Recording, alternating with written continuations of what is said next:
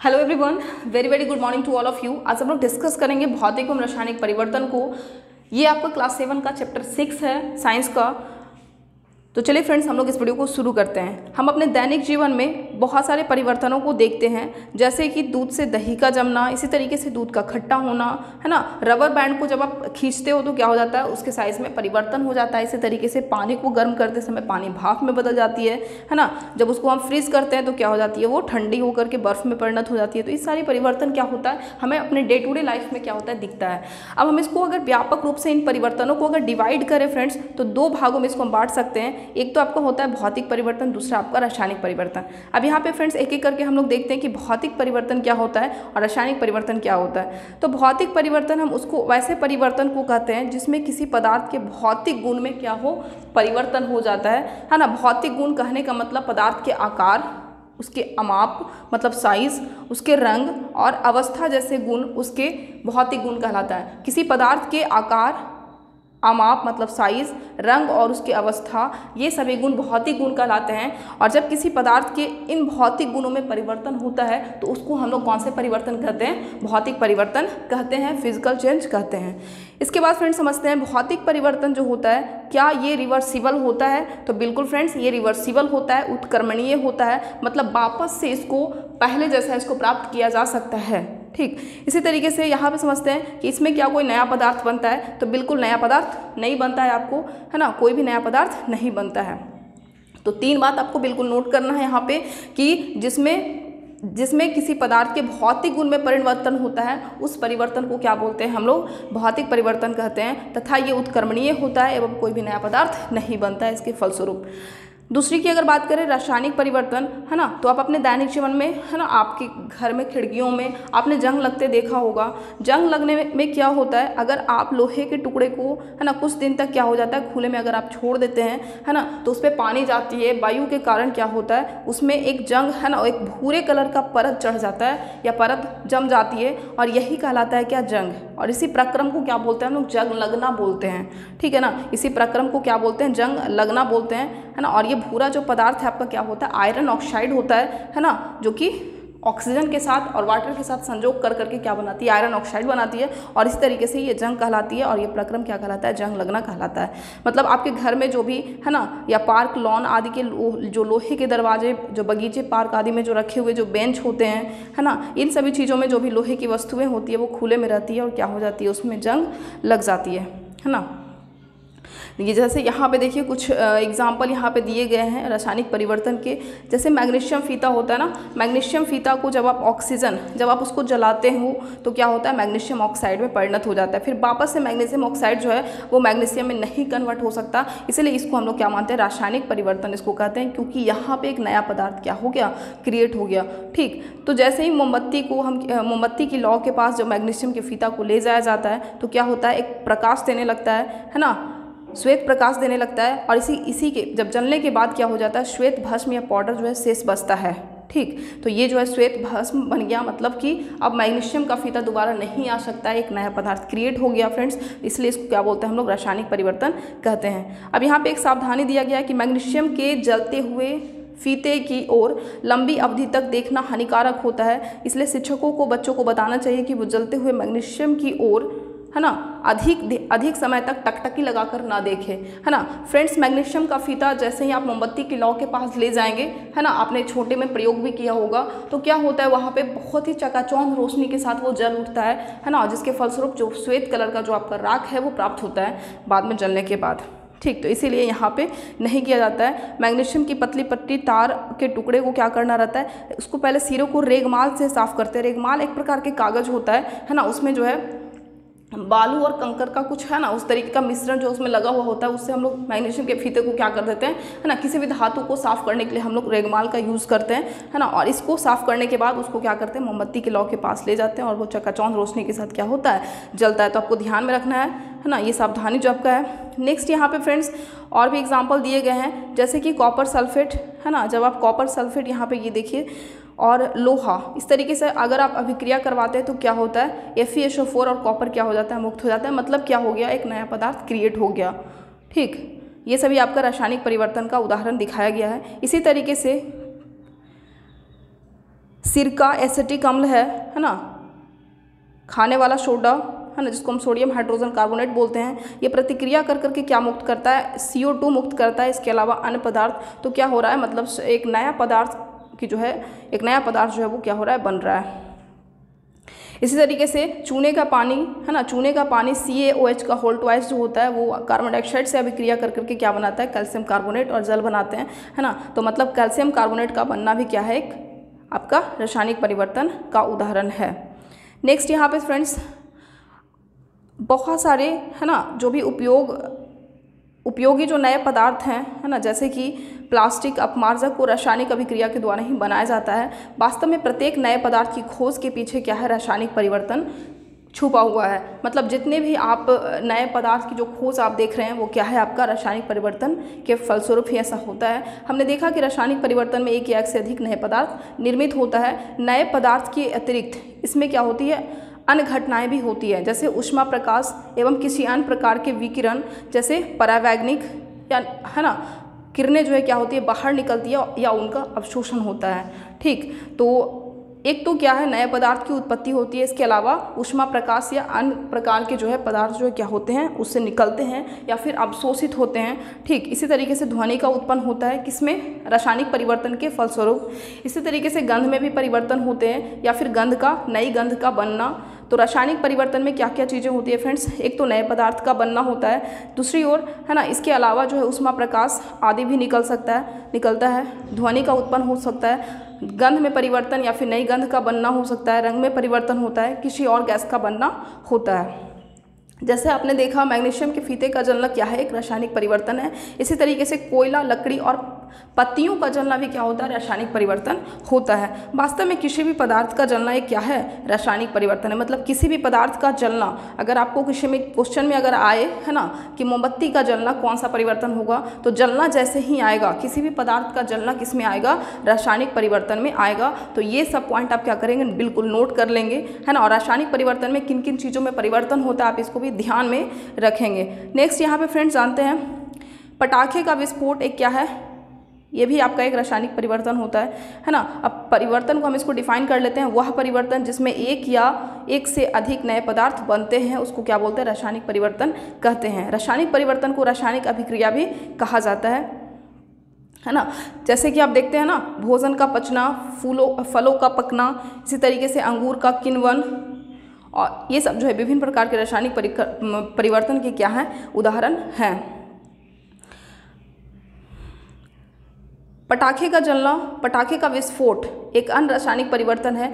विस्फोट में क्या होता है, ऊष्मा प्रकाश, ध्वनि जो है या इसके अलावा जो गैसें होती हैं वो क्या होता है, उत्पन्न होता है, जो वायुमंडल को क्या करती है, प्रदूषित करती है। इसलिए आपको पटाखे न जलाने की क्या दी जाती है, सलाह दी जाती है।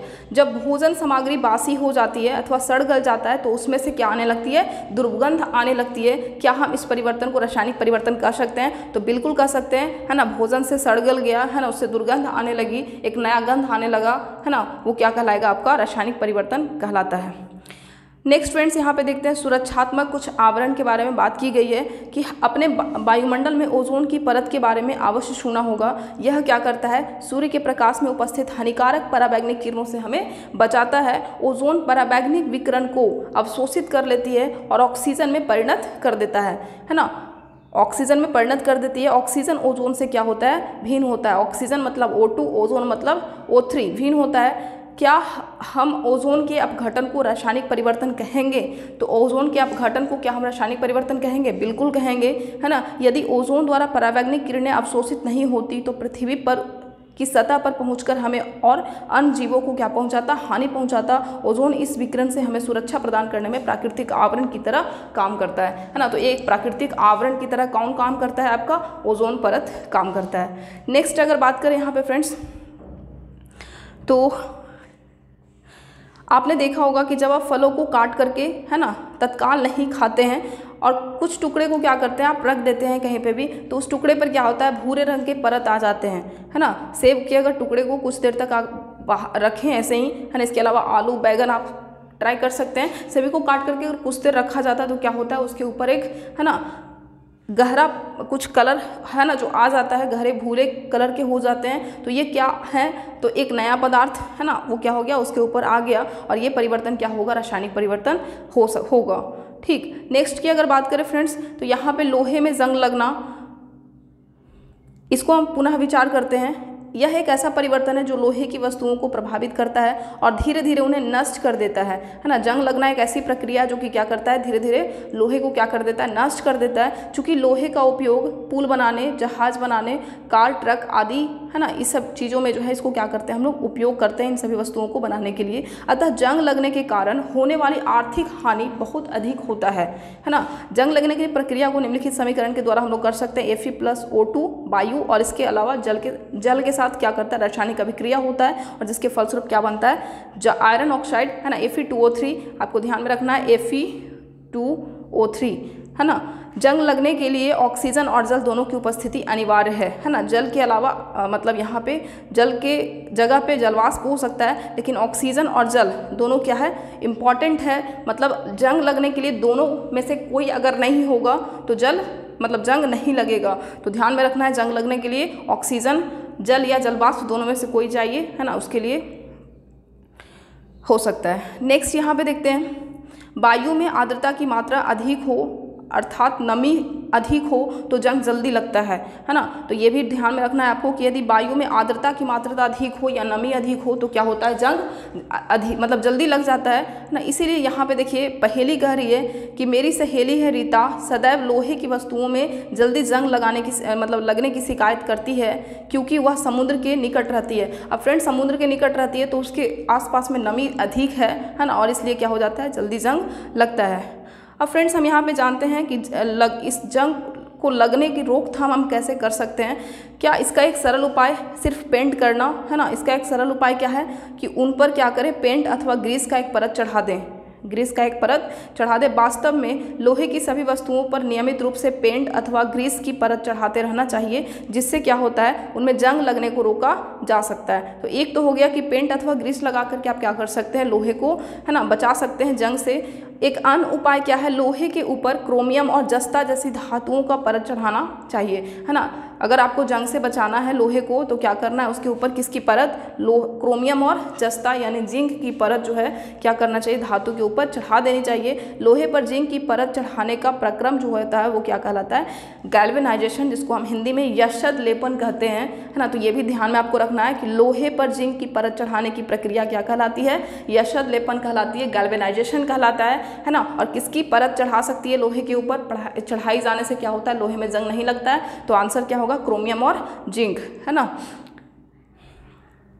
अपने घरों में पानी की आपूर्ति के लिए उपयोग होने वाले लोहे के पाइप यशद लेपित होते हैं, जिससे उनमें जंग नहीं लगता है ना। जो लोहे की जो पाइप होती है उसमें क्या होता है, जिंक की परत चढ़ा दी जाती है, जिससे उसमें जंग नहीं लगता है। क्या आप जानते हैं कि पानी के जहाज लोहे के बने होते हैं, उनका एक भाग हमेशा पानी में डूबा रहता है, पानी के ऊपर के भाग भी जल की बूंदें उस पर भी गिरती है। यही नहीं, समुद्र के पानी में अनेक लवण पाए जाते हैं और लवण युक्त जल जो होते हैं जंग लगने के प्रक्रम के दर को और क्या करता है, बढ़ा देता है। तो ये बहुत छोटी छोटी पॉइंट है फ्रेंड्स, लेकिन आपको ध्यान में रखना है कि लवण युक्त जल में क्या होता है, इससे जो है जंग लगने के दर क्या हो जाते हैं, और भी बढ़ जाते हैं। अतः जहाज़ों पर पेंट करने के बाद भी उन्हें जंग लगने से काफ़ी क्षति होती है। यही नहीं, जहाज़ के लोहे के कुछ भाग को बदलना प्रति वर्ष आवश्यक हो जाता है।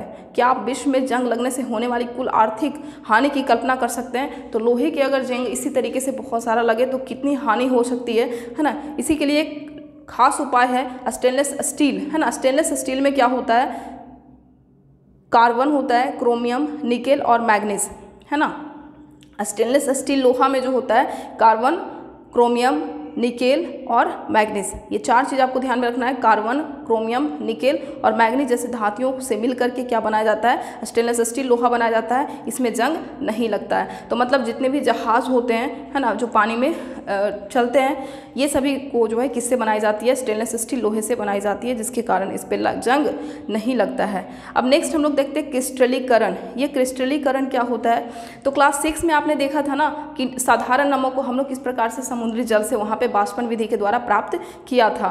इस प्रकार प्राप्त होने वाला नमक शुद्ध नहीं होता है ना, जो इस प्रकार से प्राप्त किए जाते हैं वो शुद्ध नहीं होता है। उनके क्रिस्टलों के आकार को स्पष्ट रूप से नहीं देखा जा सकता है, मतलब वो एक ढेला के रूप में है ना, एक चट्टान के रूप में जो है वो हमें प्राप्त होता है, इसको हम क्रिस्टल के रूप में नहीं देख सकते हैं। किसी पदार्थ के शुद्ध क्रिस्टल उनके विलयन से प्राप्त किया जा सकता है, और किसी पदार्थ के जब शुद्ध विलयन, किसी पदार्थ के शुद्ध क्रिस्टल उनके विलयन से प्राप्त करने की जो प्रक्रिया होती है वो कहलाती है क्रिस्टलीकरण, है ना। मतलब किसी पदार्थ के शुद्ध क्रिस्टल से या शुद्ध क्रिस्टल जब उसके विलयन से प्राप्त किया जाता है ना, जब विलयन से शुद्ध क्रिस्टल प्राप्त की जाती है तो ये प्रक्रिया क्या कहलाती है, क्रिस्टलीकरण कहलाती है, या भौतिक परिवर्तन का एक उदाहरण है। तो ये किस प्रकार का परिवर्तन है, एक भौतिक परिवर्तन का उदाहरण है। ध्यान में रखेंगे आप, क्रिस्टलीकरण क्या है, आपका भौतिक परिवर्तन है। अब एक सावधानी यहाँ पे दिया गया है, केवल तनु सल्फ्यूरिक अम्ल का ही उपयोग करें, जल को उबालते समय सतर्क रहें, है ना। क्रियाकलाप 6.9 में अम्ल का उपयोग किया जाना चाहिए, है ना। ये आपको क्रियाकलाप जो पहले दिया गया था उसके बारे में है। तो यहाँ पे हम लोग फ्रेंड्स नेक्स्ट जानते हैं, किसी बीकर में लगभग 1 कप जल लीजिए और इसमें क्या करें आप, तनु सल्फ्यूरिक अम्ल की कुछ बूंदें मिलाएं। जल में क्या करें, सल्फ्यूरिक अम्ल की कुछ बूंदें मिलाएं। इसके बाद क्या करना है, अब आपको जल को गर्म करना है। जब जल उबलना आरंभ कर दे तो धीरे धीरे कॉपर सल्फेट का चूर्ण निरंतर उसमें मिलाते जाएं। कॉपर सल्फेट का चूर्ण मिलाना तब तक जारी रखें जब तक कि उसमें कॉपर सल्फेट घोलना संभव ना हो, है ना। तो विलयन को फिल्टर पेपर की सहायता से छान लीजिए, इसे ठंडा होने दें। जब विलयन ठंडा हो रहा हो तो उसे हिला डुलाकर या किसी अन्य प्रकार ना छेड़ें, है ना। उसको छेड़ना आपको नहीं है, शांत उसको ठीक रख करके छोड़ देना है। कुछ समय के बाद विलयन को देखिए, क्या आपको कॉपर सल्फेट के क्रिस्टल दिखाई देता है ना। तो क्या करना है आपको, एक कप बीकर में क्या लेना है, जल लेना है, उसमें कॉपर सल्फेट की, है ना, मतलब तनु सल्फ्यूरिक अम्ल की कुछ बूंदें आपको मिलाना है, फिर उसको गर्म करना है। गर्म होने के बाद जब जल जो है उबलना शुरू हो जाए तो उसमें धीरे धीरे कॉपर सल्फेट चूर्ण आपको क्या करना है, उसमें डालते जाना है, और तब तक डालना है जब तक कि कॉपर सल्फेट उसमें घोलना बंद ना हो जाए, ठीक ना। फिर इसको क्या करना है, धीरे धीरे इसको ठंडा होने के लिए छोड़ देना है, उसको बिना हिलाए डुलाए, और इस तरीके से आप पाएंगे कि कुछ देर के बाद क्या हो गया, कॉपर सल्फेट का क्रिस्टल जो है वो क्या दिखाई देने लगा। यदि नहीं तो कुछ और समय तक प्रतीक्षा कर ले, कुछ और समय के बाद क्या हो जाएगा, क्रिस्टल वो आपका दिखाई देने लगेगा। तो आपने भौतिक और रासायनिक परिवर्तन के बारे में इस तरीके से देख लिया कि कैसे परिवर्तन जो होते हैं वो भौतिक परिवर्तन कहलाते हैं और किस प्रकार के परिवर्तन को हम लोग रासायनिक परिवर्तन कहते हैं, है ना। आप सारांश यहाँ पे देख लें, परिवर्तन 2 प्रकार के होते हैं, एक भौतिक और दूसरा आपका रासायनिक परिवर्तन। भौतिक परिवर्तन में पदार्थों के जो भौतिक गुण होते हैं उसमें परिवर्तन होते हैं। इन परिवर्तनों में कोई नया पदार्थ नहीं बनता है और ये परिवर्तन क्या होते हैं, उत्क्रमणीय होते हैं, मतलब रिवर्सिबल होते हैं, वापस से उसको प्राप्त किया जा सकता है। जैसे अगर पानी जो है बर्फ़ में परिणत हो गया तो बर्फ़ को फिर से क्या कर सकते हैं, हम पानी में परिणत कर सकते हैं। इसी तरीके से नेक्स्ट यहाँ पे रासायनिक परिवर्तन में कोई मतलब पदार्थ जो है क्या बन जाते हैं, नए पदार्थ का निर्माण होता है। कुछ पदार्थ को क्रिस्टलीकरण के द्वारा उनके विलयनों से शुद्ध अवस्था में क्या किया जाता है, प्राप्त किया जा सकता है ना। तो किसी पदार्थ को क्रिस्टलीकरण विधि के द्वारा उनके विलयन से जो है शुद्ध रूप में हम लोग प्राप्त करते हैं। जैसे कि साधारण नमक जो है हमें शुद्ध रूप में प्राप्त होता है ना, उसके विलयन से जो है हम लोग प्राप्त करते हैं, ठीक। और क्रिस्टलीकरण किस प्रकार की परिवर्तन होता है, तो ये आपका भौतिक परिवर्तन होता है, ये आपको ध्यान में रखना है। तो इतनी बात आपको समझ में आ गई होगी, आई होप। तो फ्रेंड्स रहने देते हैं इसको, है ना, यहीं तक। बहुत ही आसान सा टॉपिक था। मिलते हैं फ्रेंड्स नेक्स्ट वीडियो में नए चैप्टर के साथ। तब तक के लिए चैनल पे बने रहें। Thanks for watching this video.